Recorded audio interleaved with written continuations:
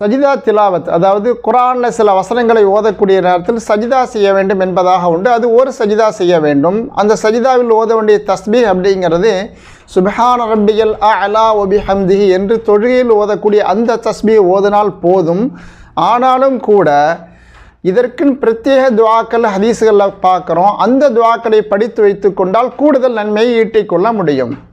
அது சஜத வஜ்ஹிய லில்லதி ஹலகஹு வஸவ்வரஹு வஷக்க சம்அஹு வபஸரஹு பிஹௌலிஹி வகுவதிஹி ஃபதபாரக்கல்லாஹு அஹ்ஸனுல் ஹாலிகீன்.